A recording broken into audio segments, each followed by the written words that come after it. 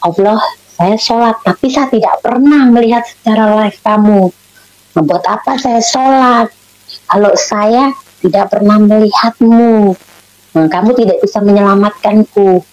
Nah, dua agama ini saya tantang. Jika aku melihat Allah hidup di dalam nyata depan mata saya, bukan mimpi, saya akan teruskan menjadi muslim yang baik. Assalamualaikum warahmatullahi wabarakatuh. Bismillahirrahmanirrahim. Alhamdulillahirrabbilalamin. Wabihi nasta'inu ala umri dunya watin. Wassalatu wassalamu ala sayyidil mursalin Sayyidina wa maulana Muhammad wa ala alihi wa sahbihi ajma'in. Amma ba'du. Halo guys, welcome back to my channel.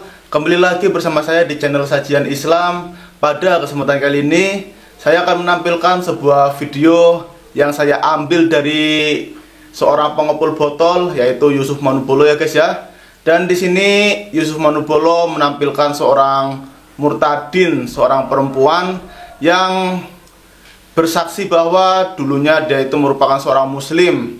Dan di sini kesaksiannya itu sungguh sangat menggelikan karena yang disampaikan itu tidak masuk akal seperti itu ya guys ya. Ngakunya Islam tapi penyampaiannya itu bukan seperti mantan Islam seperti itu. Oke, bagaimana untuk lanjutan videonya? Namun sebelum masuk ke video, jangan lupa untuk like, comment, and subscribe video ini agar saya lebih aktif untuk bikin konten seputar Islam yang lainnya. Dan dengan menonton video ini memperkuat iman Islam kita sehingga mampu membentengi dari upaya pemurtadan kaum kafir. Oke, mari kita simak videonya. Terima kasih Pastor Yusuf. Shalom, selamat malam, Tuhan Yesus memberkati. Sebelumnya background saya terlahir dari keluarga yang muslim. Bapak saya Ahmadi Ibrahim, ibu saya Suratun. Saya dibesarkan, mungkin diazani sama bapak saya, dan saya diulang ngaji, bahkan guru ngaji saya masih hidup. Saya diajarkan mengaji, bahkan sholat pun saya tahu. Tapi bila saya diajarkan ngaji, saya ada 4 bersaudara, abang, kakak perempuan, kakak laki-laki, saya yang terakhir. Tapi yang saya terakhir ini yang paling dibilang bahasa yang paling degil. Degil itu yang paling bandel. Di situ saya lulus SMP, cerita kisahnya. Lulus SMP ini semenjak kecil teman-teman saya juga ada yang Kristen. Bila Merry Christmas, Natal itu saya selalu pergi ikut ke gereja. Karena orang Kristen itu kalau tanggal 25 selalu dikasih coklat, dikasih goodie bag. Kalau dibilang bahasanya itu tuh sebuah bingkisan. Itulah membuat saya ikut kadang ke gereja walaupun saya dilarang. Setelah itu saya lulus SMP pada tahun 98. Saya masuk negeri Singapura sebagai TKW. Di situ bos saya kebetulan seorang Nasrani, yaitu bule, dipanggil bule. Saya selalu curi-curi salib dia, saya pakai. Curi salib dia saya pakai. Bila hari Minggu dia ke gereja, saya ikut ke gereja. Sedar mencari makanan free dulu, karena orang Kristen ini sebenarnya kayak enak, dikasih makan, dikasih minum. Dia orang Kristen ini enak, tidak saling mengomongkan satu sama lain. Itu yang membuat saya tertarik. Mungkin ibu ini kekurangan makanan kali ya guys ya. Makanya dia itu mencari makanan di dalam gereja. Karena di dalam gereja dia bisa mendapatkan coklat, bisa mendapatkan bingkisan seperti itu. Dan di sini yang jadi pertanyaannya, seorang pendeta itu banyak sekali yang berebutan jamaah. Bahkan sang pendeta sampai tidak segan untuk menjelek-jelekan gereja yang satu dengan gereja yang lain agar jamaahnya itu banyak seperti itu ya guys ya. Dan di sini yang dibilang oleh ibu ini kan tadi bahwa umat Kristen itu selalu guyup rukun. Saya tidak melihat itu. Tidak ada istilahnya guyup rukun di dalam umat Kristen. Karena di dalam umat Kristen itu banyak sekali yang berebutan jamaah. Seperti itu ya guys ya. Oke, mari kita simak lagi videonya. Setelah dari 98, tahun 2005 saya pulang ke Indonesia. Sampai lupa saya dengan kampung halaman saya di situ sebenarnya udah dijamah sama Tuhan Yesus, tapi saya tidak menyadari. Pulang, kebetulan bapak saya itu seorang tokoh masyarakat yang pembangun panitia masjid, yang membangun masjid tidak jauh dari masjid rumah saya ini. Karena sebenarnya saya takut dengan bapak saya. Saya sering pakai salib, saya sembunyikan. Pulang pun saya bawa salib sebenarnya, tapi saya sembunyikan. Bila saya pulang ke Singapura, saya pakai kembali. Setelah itu, oke, dan di sini untuk ibu ini menyatakan bahwa waktu dia itu pulang ke Indonesia, dari Singapura ke Indonesia, dia itu masih memakai atribut salib. Padahal dia itu masih muslim pada waktu itu ya guys ya. Dalam umat muslim tidak boleh menggunakan atribut agama lain. Bahkan istilahnya murtadin ini tuh salah pergaulan ya guys ya. Salah pergaulan. Jadi kita itu harus hati-hati dalam bergaul. Kalau kita itu istilahnya bergaul dengan pedagang minyak wangi, nanti kita juga bakal ikut wangi. Beda halnya dengan kita itu bergaul dengan pedagang ikan asin. Kita juga pastinya nanti akan ikut bau ikan asin. Seperti itu ya guys ya. Jadi hati-hati dalam bergaul agar kita itu tidak terjerumus atau terpengaruh oleh teman-teman kita yang beda agama seperti itu. Oke, mari kita simak lagi videonya. teman-teman saya tuh orang NTT, bilang orang Kupang itu kan banyak yang Kristen. Selalu ngajak saya ke gereja, pindah ke lain gereja, pindah ke lain gereja. Saya ikuti itu. Mungkin Tuhan itu menjamah saya secara pelan-pelan. Setelah itu saya kenal lah, jadi orang nggak benar. Saya banyak dosa, saya akui. Saya penjual obat aborsi, saya merekod menjadi agen TKW waktu di Singapura. Itu saya alami dengan sukses drastis. Saya alami dari sebelum ada online sekarang saya sudah mendirikan online sendiri. Dan puji Tuhan waktu itu saya mengklaim sebuah kesuksesan saya bisa beli mobil di Batam, beli rumah. Di situ saya makin dibilang melambung kesuksesan saya. Setelah itu saya maaf kata saya memakai barang terlarang di situ yang dibilang narkoba. Bahkan saya menjualnya. Di situ terobosan itu sangat kuat. Pokoknya saya melakukan banyak dosa, mungkin yang tak bisa diampuni oleh Tuhan. Bahkan semua yang hamil-hamil itu membeli obat aborsi itu dari saya. Bahkan sampai 3 kali orang itu mengaborsi. Jadi sebenarnya itu yang dosa bukan dia, tapi saya. Tapi saya tidak hiraukan gimana. Dan pada tahun 2015 ini, saya lagi melambung-melambungnya antara saya jatuh cinta dengan suami yang kedua. Suami pertama itu saya dinikahkan juga muslim, mempunyai anak, sekarang udah umur 10 tahun. Nah, saya dinikahkan muslim itu saya macam tidak melakukan sholat, tidak mengikuti ajarannya, tapi saya asyik dengan dunia saya, cari duit, saya kasih duit dengan laki saya tidak peduli ibadah, tidak peduli macam sholatnya orang muslim, saya tidak peduli itu semua. Oh, jadi seperti itu ya guys ya.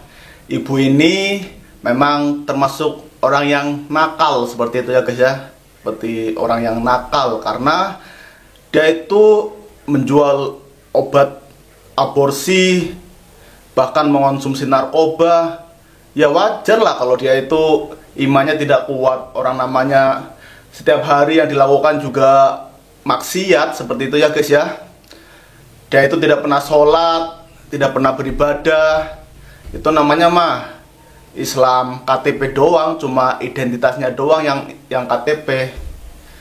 Yang di sini yang namanya orang Islam, kalau orang yang maksiat seperti itu, orang yang tidak fasik seperti itu ya guys ya, itu tidak akan mendapatkan hidayah, tidak akan mendapatkan petunjuk dari Allah, sehingga dia itu tidak akan pernah bisa melakukan ibadah.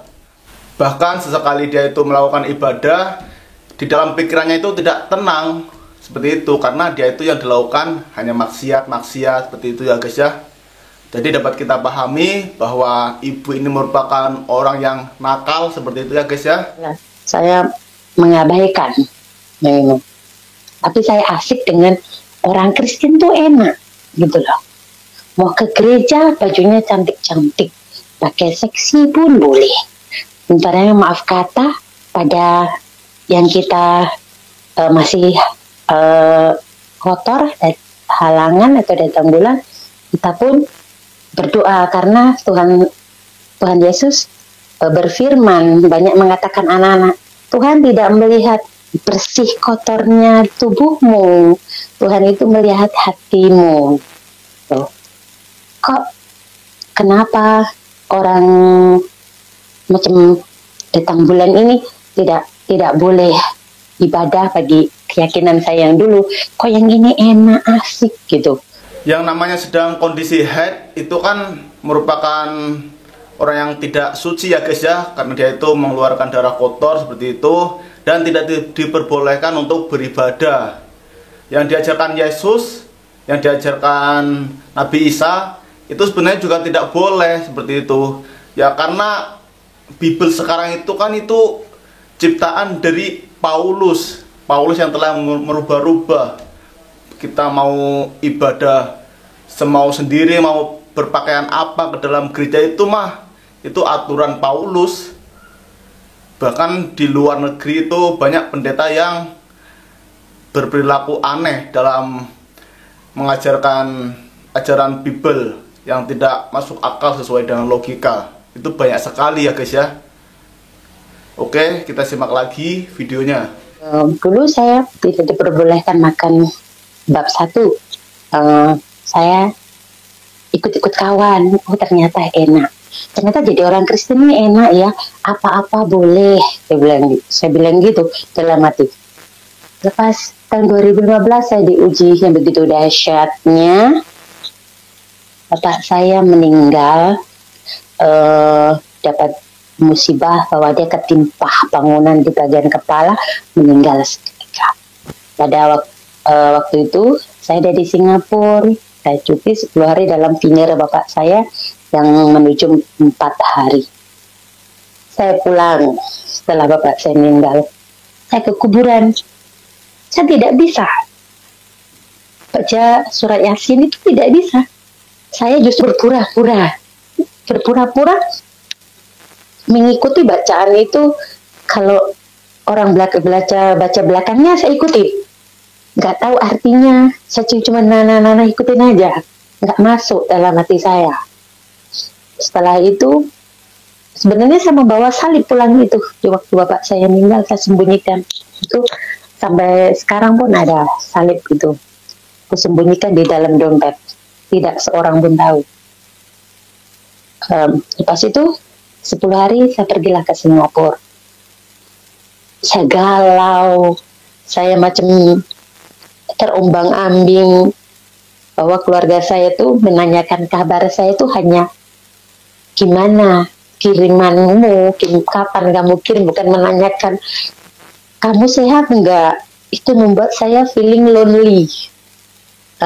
Saya tidak punya bapak, dan saya pernah kehilangan anak angkat saya di tahun 2014 juga, yang saya ambil dari mantan TKW yang ambil dari Taiwan. Itu tahun 2014 dan tahun 2015 yang dapat musibah. Saya bilang, kenapa orang-orang yang saya sayang selalu kau ambil, Allah? Saya bilang gitu. Kenapa? Saya bilang, apa salah saya? Saya bilang gitu. Saya juga sholat tapi saya nggak fokus, nggak kusuk ibarat. Bagaimana bisa khusyuk? Orang apa yang dilakukan perempuan ini juga semuanya maksiat, begitu ya guys ya. Dia masih minum alkohol, dia masih makan babi, masih mengonsumsi narkoba. Sedangkan orang yang masih memakan makanan yang haram, itu ibadahnya itu tidak akan khusyuk, seperti itu ya guys ya. Jadi ya wajar kalau murtadin ini tidak khusyuk dalam sholat. Lepas itu minggu pertama ada seorang anak Kupang namanya Inamina, ya Kris, tapi saya dari dulu memang melambangkan nama saya itu Kris. Nah, saya mengaku pada semua orang bahwa sebenarnya saya masih Muslim, mengaku semua orang bahwa saya ini Kristen, bukan Muslim. Itu saya mau orang tahu saya itu Kristen, bukan Muslim. Itu saya sudah bertahun-tahun sebenarnya memakai nama Kristen. Lepas itu di gereja pertama teman saya menulis sebuah surat bahwa dia bapaknya habis meninggal. Saya didoakan dengan lagu yang saya ingat ketika itu, ku sembah, dalam ku sembah. Itu berlinanglah air mata saya dan sejuk hati saya. Aduh, saya bilang kok saya nangis ya? Saya bilang gitu sama inamnya. Sepertinya seorang kayak datang seorang bapak itu mendekap saya. Lepas itu saya pulang.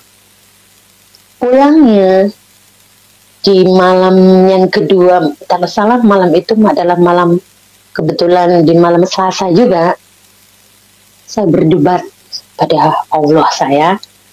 Saya bilang, Allah, aku sholat, aku ikut puasa, aku bilang, aku ikut sedekah, bilang gitu.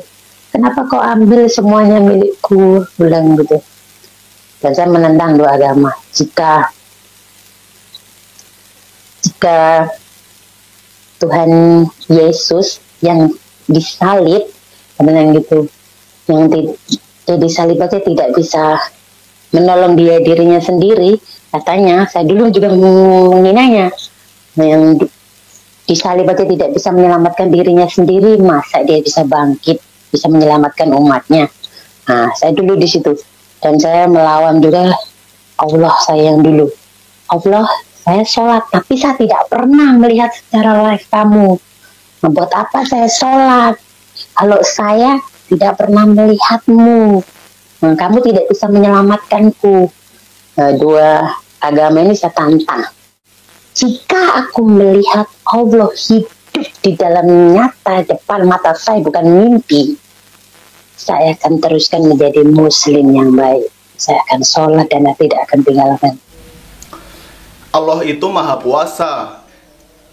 Allah itu bisa saja dia itu menjadi makhluk seperti itu.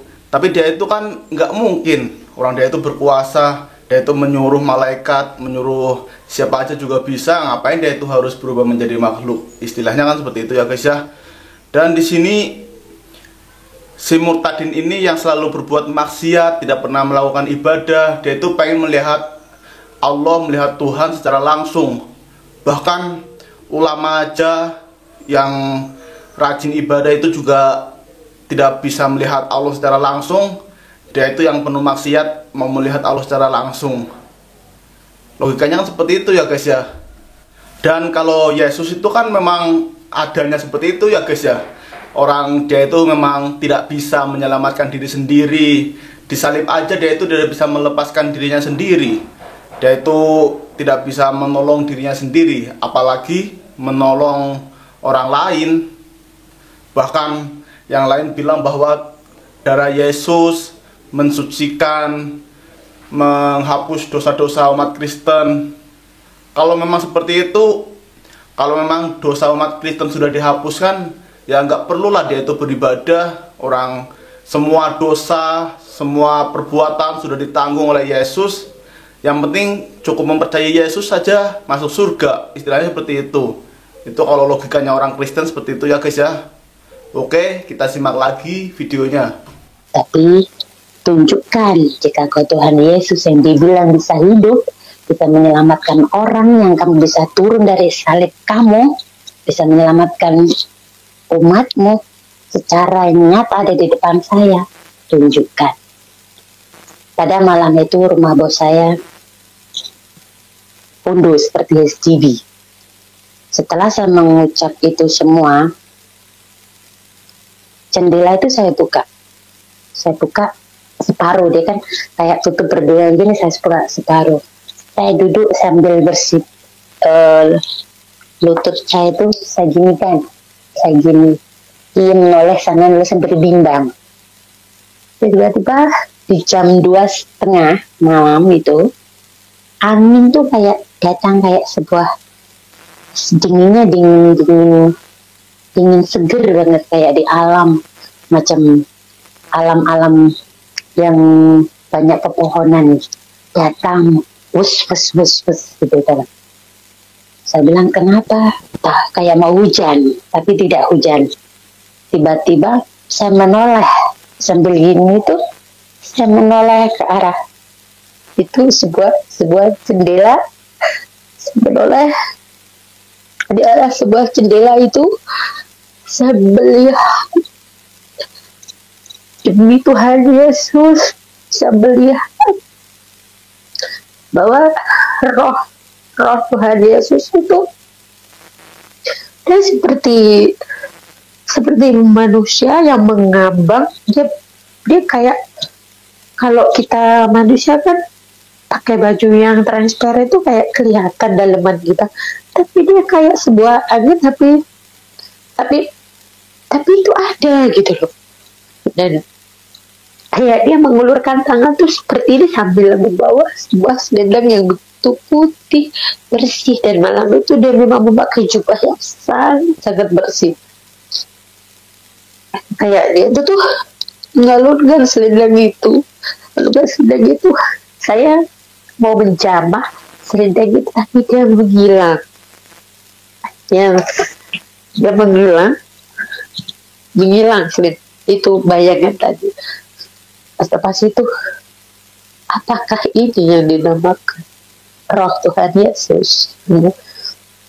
Agak-agak mirip di dalam sebuah foto Tuhan Yesus itu, agak-agak mirip memang. Oh, mungkin ini Tuhan Yesus. Dan pada malam hari itu, Pastor Yakub Surya yang saya dikenalkan dalam minggunya itu ke gereja, saya telepon. Oke guys, bisa kita simak ya guys ya, kesaksian dari Murtadin ini yang mengatakan bahwa dia itu melihat roh Yesus, roh Tuhan Yesus pada jam 2 malam, seperti itu ya guys ya. Ini mah bukan Tuhan ibu, ini tuh adalah iblis atau jin kafir yang menyamar menjadi Tuhan Yesus, seperti itu. Aduh, aneh-aneh aja nih orang nih. Apa mungkin dia itu lagi menghayal karena dia itu lagi kosong pikirannya, lagi bimbang.